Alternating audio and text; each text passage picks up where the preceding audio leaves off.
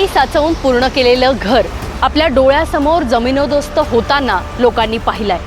पिंपरी चिंचवडमधल्या चिखली परिसरामध्ये इंद्रायणी नदीच्या पूररेषेमध्ये हे बंगले उभारले होते आणि त्यामुळेच महापालिकेनं ही कारवाई केली आहे। थोडी तोडकी नाही तर तब्बल निळ्या पूररेषेत बांधलेल्या 29 बंगल्यांवर महापालिकेनं शनिवारीच कारवाई केली आणि त्यामुळे या ठिकाणी राहणारी सगळीच लोक आता बेघर झाली आहेत। आता यामध्ये दोष नेमका कुणाचा?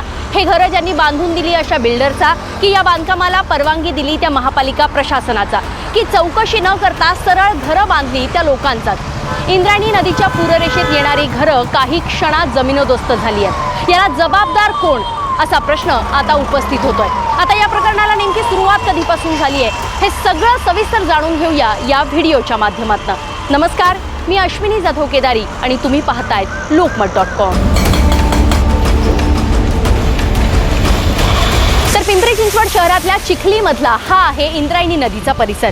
2017 साली महापालिकेची परवानगी आहे असं दाखवून इंद्रायणी नदीकाठचा हा पूररेषेतला परिसर रहिवाशी भूखंड दाखवून बिल्डरने अनेक लोकांना विकला। रिव्हर विला प्रोजेक्ट अशी भली मोठी जाहिरात त्यावेळी करण्यात आली होती आणि या ठिकाणचे प्लॉट विकले गेलेत। चिखलीतला सर्वे नंबर 90 मध्ये बंगलो प्लॉट बांधकाम प्रकल्प हा करण्यात आला होता। आता रिव्हर विला प्रोजेक्टमध्ये एकूण 36 बंगले बांधण्यात आले होते। ही बंगल्यांची बांधकामं पूररेषेमध्ये असल्यामुळे मूळ नदीला याचा धोका निर्माण होऊ शकतो। या अनुषंगानंच हरित लवादानं या बंगल्यांची बांधकामं पाडण्याचे आदेश दिले। महापालिका हद्दीत इंद्रायणी नदीपात्रातील या निळ्या पूररेषेच्या प्रतिबंधित क्षेत्रामध्ये बांधकामं करण्यात येत होती आणि या बांधकामामुळे नदीचं अस्तित्व हे धोक्यात आणून पर्यावरण संरक्षण आणि सुधारणा कायद्याचं उल्लंघन केलं जात होतं आणि त्यामुळेच या बंगल्यांची बांधकामं पाडण्याचे आदेश देण्यात आले होते।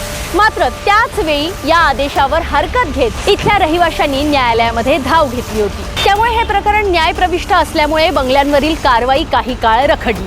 36 पैकी 29 रहिवाशी यावेळी न्यायालयात गेले होते आणि त्यामुळे त्यानंतर इथल्या रहिवाशांनी सर्वोच्च न्यायालयामध्ये सुद्धा धाव घेतली। मात्र सर्वोच्च न्यायालयानं सुद्धा हरित लवादाचा हा निर्णय कायम ठेवला।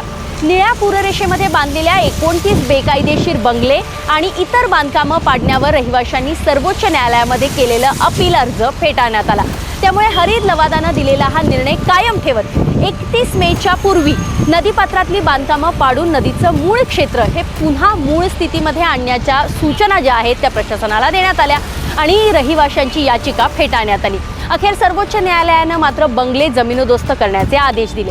त्यामुळे आता या प्रोजेक्टमधले 36ही बंगले हे जमिनोदोस्त करण्याची कारवाई सुरू झाली आणि इथल्या सर्वसामान्य नागरिकांवर बेघर होण्याची वेळ आली। मात्र सर्वसामान्य नागरिकांवर झालेल्या कारवाईप्रमाणे महापालिका प्रशासनावर कारवाई होणार का असंही आता विचारलं जात आहे। मला एकदम वाईट वाटतंय कारण आमची फसवणूक झालेली इथे जे गट नंबर 90 आहे हा मनोज जरे आणि त्याचे काही साथीदार यांनी हा ग्रीन झोन असताना त्यांनी आम्हाला आर झोन दाखवला आणि आर झोन दाखवून आम्हाला त्यांनी रितसर सब रजिस्टर ऑफिसमध्ये खरेदी करून आम्ही त्यांच्याकडून विकत घेतलेलं आहे।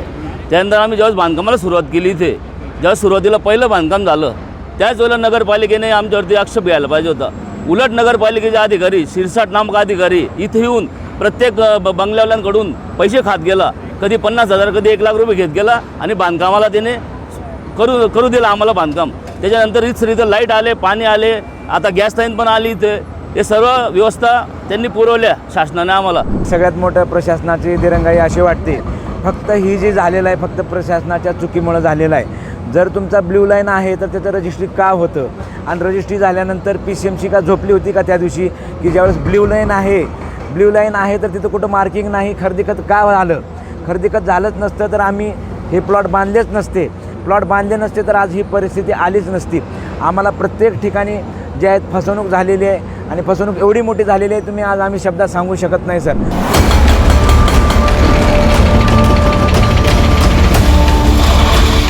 तर या संपूर्ण प्रकरणामध्ये आता केवळ रहिवाशीच दोषी आहेत का? तर असं नाहीये।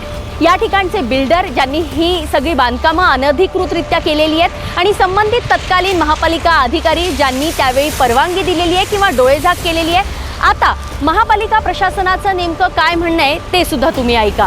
यापुढे देखील पिंपरी चिंचवड महानगरपालिकेची अनधिकृत बांधकामं आणि याबाबत काय भूमिका आहे याविषयी महापालिकेचे आयुक्त शेखर सिंह हे नेमकं काय म्हणतायत पहा. ही जी प्रक्रिया आहे जर पाहिलं तर लक्षात येईल की मागच्या 2 ते 3 वर्षापासून ही सगळी न्यायालयीन प्रक्रिया चालू आहे.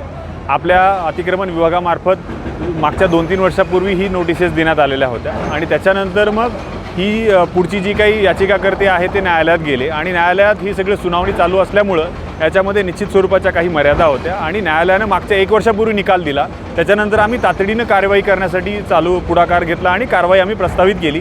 त्या दरम्यानमध्ये आपण पाहिलं तर याचिकाकर्ते परत एकदा सर्वोच्च न्यायालयात गेले आणि त्या ठिकाणी त्यांना स्टे मिळाला आणि मग ती कारवाई आपल्याला स्थगित करावी लागली आणि त्याच्यानंतर आपण आता न्यायालयाने सुप्रीम कोर्टाने याच्यामध्ये हे जे काही याचिकाकर्त्याचं म्हणणं आहे ते फेटाळून लावलं आणि मग आपण याच्यामध्ये 7 तारखेला त्यांनी फेटाळून लावल्यानंतर तातडीनं ही कारवाई प्रस्तावित केलेली आहे. आता हे सगळं झाल्यानंतर या संपूर्ण विषयाबाबत अनेक प्रश्न निर्माण होत आहेत. इतकी वर्ष ही बांधकामं सुरळीत सुरू ठेवण्यामध्ये महापालिका अधिकाऱ्यांचा काही विशेष रस होता का? महापालिकेला वेळीच ही बांधकामं का रोखता आली नाही? बिल्डरला परवानगी दिलीच कशी? आणि लाखो रुपयांचं कर्ज काढून घराचं स्वप्न पूर्ण करणाऱ्या लोकांचा मात्र स्वप्न हे धुळीस मिळालंय. त्यामुळे अर्थातच या प्रकरणावर आता तीव्र प्रतिक्रिया उमटायला सुद्धा सुरुवात झालेली आहे. इंद्रायणी नगर परिसरामध्ये म्हणजे इंद्रायणी नदीकाठच्या परिसरामध्ये जी अनधिकृत बांधकामं झाली आणि ज्यावर महापालिकेनं बुलडोझर चालवला, या विषयावर तुमचं म्हणणं काय? कमेंट बॉक्समध्ये नक्की आम्हाला कळवा. पुण्याहून अश्विनी जाधव केदारी, लोकमत व्हिडिओ.